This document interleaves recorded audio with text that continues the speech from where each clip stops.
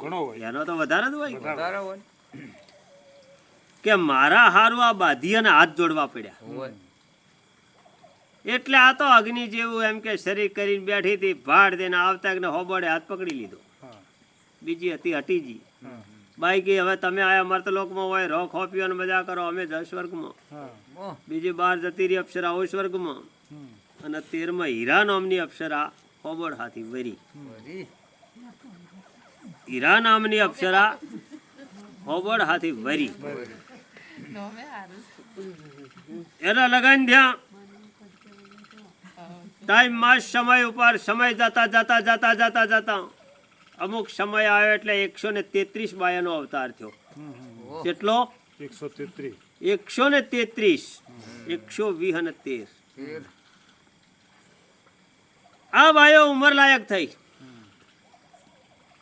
આ બાયો ઉંમર લાગે ઉંમર લાયક થઈ એટલે પરિણામ બી તો ખરી કે હવે ચોય પરિણામ બી પચો પરણાવી ખબર છે બીજો રબારી કોઈ હતો જ નહીં. બીજો કોઈ હતો નહીં. હવે તાર બોભણ ને હલોય નહીં, તારે વેપારી વર્ગ ને હલોય નહીં, તાર ભંગી ને હલોય નહીં, ના સમાજ છે વેચો તારી સમાજ તો હતી નહીં. હતી ને.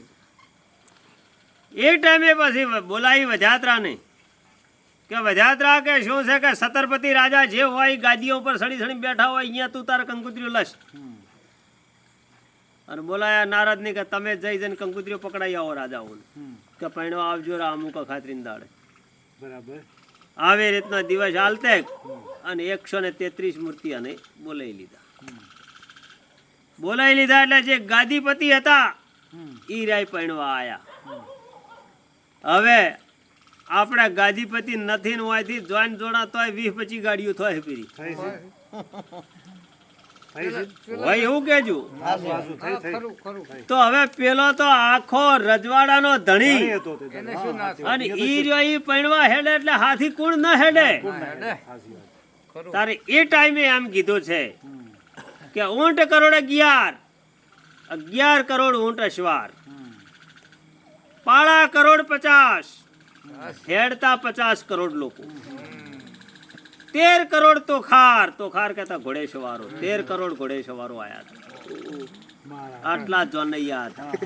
બસ એ તો શિવ હોય અને એ ભંડાર પૂરો કરે, બીજાની તાકાત નથી નથી. સાચી વાત. બસ બસ હવે આયા તો ખરી પણ શંકરે ફેર મોય ઘો ઊભી કરી શું વળી કરી થાય કે ભાઈ આ તો નુગ્રહ છે, ચાલ. કે આ નુગ્રહના વિવાહ હોય નહીં નહીં તો કે હવે શું આના માટે ગરુ તો જોઈશે જ. હોય. એ ટાઈમે પછી ભોળાનાથે બીજું સ્વરૂપ ધારણ કર્યું આદિનાથનું. હા ભોળાનાથે સ્વરૂપ ધારણ કર્યું આદિનાથનું.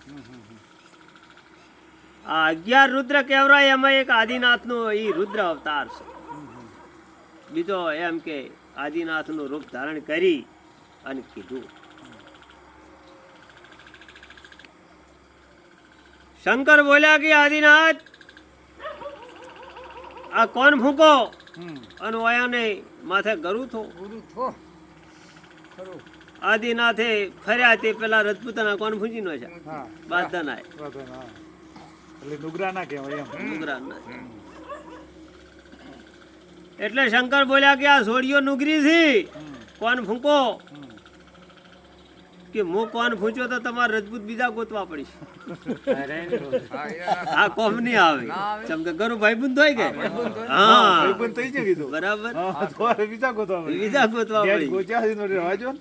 હા તો કે નુગરાના તો વિવાહ તો થાય નહીં, હા. તો એના માટે શું કરશે.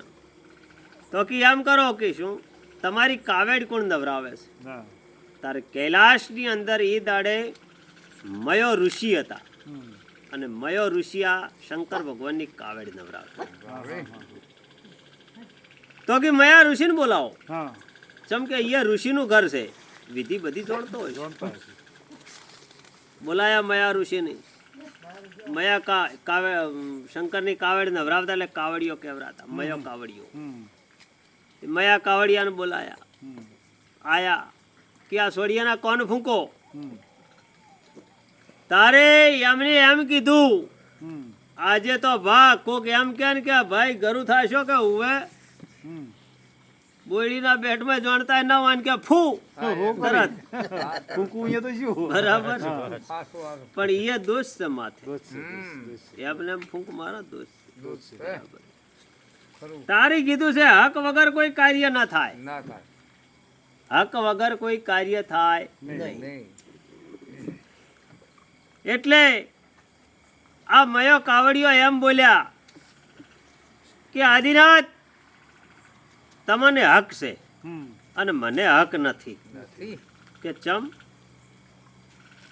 તો તમે તમારું નાથનું ઘર છે હમ. એટલે તમારે ફૂંક મારવાનો હક છે છે. અને હું કિરિયાબાદીએ જાણું છું હમ.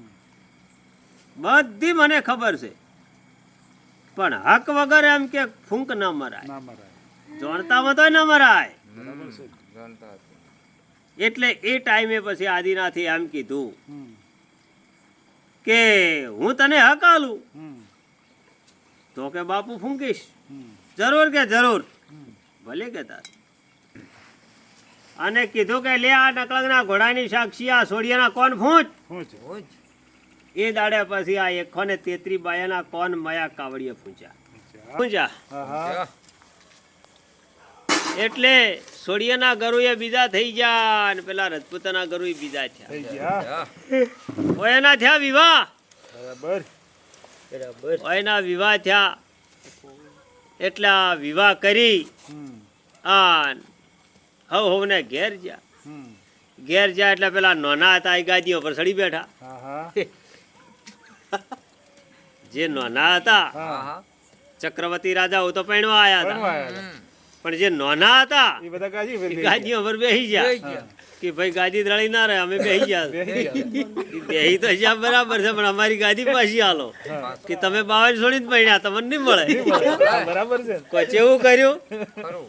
હા, તો કે હવે શું તમે અમારા રામ નથી રહ્યા હા. નહીં ત્યારે જા. આપણે રિવાજ કા અને રાજપૂત રાખે right. એટલે એને એમ કીધું કે તમે અમારા રામે રહ્યા નથી નહીં.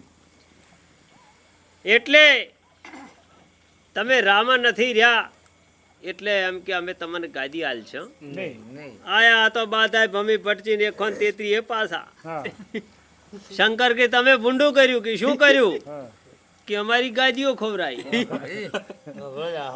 તો કે ઈ ગાદી લા કાલ જાતી રહે હા, ખરું. અને આ અમર ગાદી છે નહીં જાય હા, અમર ગાજી છે. હા. આરી અમર ગાદી છે આ જાશે નહીં નહીં. તમને કીધું શું કે અમને એમ કીધું કે તમે અમારા રાની બહાર નીકળી ગયા તો તમે રાની બહાર નીકળી ગયા તો તમને રાહુ કેતું કોઈ નહીં નડે તમારી જાત આજથી રા બારી બારી. હા. તમે રાની બહાર નીકળી ગયા એટલે રા બારી હમ. એ રાબારીની જાત આલી શંકરે શંકર. એ. તો શંકરે બધું આપણને રબારી કીધા ઈ શંકરે કીધા શંકરે કીધા. ખરું. હે કે તમારી જાત રબારી અને ઓય એમ કે વાળો કટ્યો 133 હમ. એ બોળું ખડ પાણી છે હમ. અને બોળું માલઢોર છે ખો પીવાની મજા કરો બધા કરો. ખરું. એટલે મયો કાવડિયો બોલ્યા કે એક ગોટાળો છે હમ. કે શું કે આ બાધીએ બુનો છે હગી ઓય. ફેર પરજા આવશે ચોદાહી આ તો બધી પાછી થાય. ઓનો ભગવાન કોક ઉકેલ કરો કરો. ખરી વાત. એ દાડે ભગવાને એમ કીધું કે પાઘડીનું હગું હા. ઓઢનાનું હગું નહીં નહીં. ન કે આખી જગતમાં 50 કરોડ પૃથ્વીની અંદર જેટલા રબારી છે એટલા બધા આપે માસી આવી છે માસે. હારું. એટલે એ માસીનું હગું ગણવા જતો બાધાય કુંવારા રી ઘરો ઘર હે? પેલી બધી ગુનું હતી. હા બરાબર હા, એટલે આ વાત ઓમ છે બા. સાચી વાત છે. પેલી તો બધી ગુનું હતી. 33. એટલે કે ફાળિયાનું હગું ઓઢનાનું હગું નહીં નહીં. ખરું. પછી ઓયના લગન થયા હમ. આ એ રહેવા માંડ્યા પછી ઈ દાડે માતાજીને કીધું કે માં ઓયની જાત્યો પાડો હમ. કે ચમ આ તો રજપૂતો હોળ હાખાના જ આયા છે હમ. અને હોળ હાખામાં પરમારના પોતરી મૂર્તિયા છે પરમાર વધારે છે એમ ને? પરમારના પોતરી આયા હતા ઈ દાડે હા. પૈણવા હા. હાસુ, હાસુ. તો કે આ પોત્રીયની પ્રજા આ ચો જાહી પછી જાહે અને કેને અહીંયા હગા થવા જાહે જાહે આ તો આ એક ભાગમાં તો આ જ છે એકલા એકલા પરમાર જ હા તો પછી આ વાંયે ફેરે આ હવન આવો ગોટો વળે છે વળે છે નાના કે આપણે હવા નથી વાળવો એમ કરો કે શું બીજી ચોતરી જાતિઓ પાડો પેરી હા. એકને પરમાર રાખો હા એકને પરમાર રાખો રાશ આવી રીતે હોળ હાખાના રજપૂતો આયા હતા એ બધા 133 મૂર્તિયા હતા કુલ બરાબર બરાબર એટલે એની અંદરથી એ બધી જાતિઓ ઈ દાડે પાડી પાડી જાતિઓ પાડી અને મયા ઋષિએ એનો દુઓ બનાવ્યો કે આદ રબારી હોંબોડ ભવજો દોઈજી ભાત ઈશ્વર અંગથી ઉપન્યો એની હુરજ ભરજે શાક શાક સૂર્યનારાયણને કીધું કે હે સૂર્યનારાયણ તું શાકપુર જે આ કૈલાસની માલિકોરા શિવે આ 133 દીકરીઓ પરણાઈ છે